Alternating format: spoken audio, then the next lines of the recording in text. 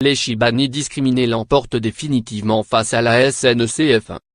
Après moult renvois et plus de 12 ans de procédure pour certains, la quasi-totalité des plaignants avait obtenu gain de cause devant les prud'hommes en septembre 2015. Mais l'entreprise avait fait appel de cette décision.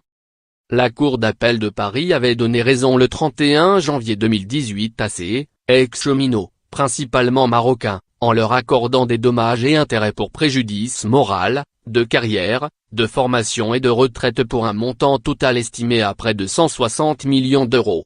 La SNCF a fait savoir qu'elle ne reconnaissait pas la discrimination, mais souhaitait de l'apaisement vis-à-vis de ces travailleurs marocains.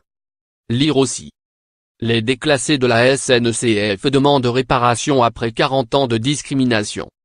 Les Chibani cheveux blancs en arabe avaient été embauchés entre 1970 et 1983 par la SNCF, majoritairement comme contractuels, et n'ont pas bénéficié à ce titre du statut, plus avantageux, des cheminots, réservé aux ressortissants européens, sous condition d'âge. Sollicité par l'agence France Presse, leur avocate, Clélie de Lekenjona, a fait part de son grand soulagement, trouvant cependant dommage que la SNCF soit toujours dans le déni. Je comprends ce renoncement comme une reconnaissance des discriminations qui ne dit pas son nom, a ajouté l'avocate. Lire aussi. Les Chibani ou comment faire entendre la voix de nos vieux invisibles. L'avocate a déjà commencé à distribuer des chèques à des clients, dont certains avaient les larmes aux yeux en le recevant.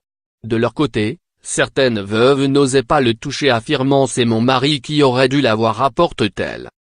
Tout au long de la procédure judiciaire, la SNCF a nié une quelconque politique discriminatoire, estimant avoir constamment veillé à l'égalité de traitement de tous ses agents dans l'environnement réglementaire décidé par les pouvoirs publics. À l'inverse, le défenseur des droits a pointé devant la Cour d'appel, par la voix de son représentant, une discrimination organisée, statutaire qui n'est pas sans lien avec notre histoire coloniale. La Cour d'appel n'a pas retenu les arguments du groupe public ferroviaire.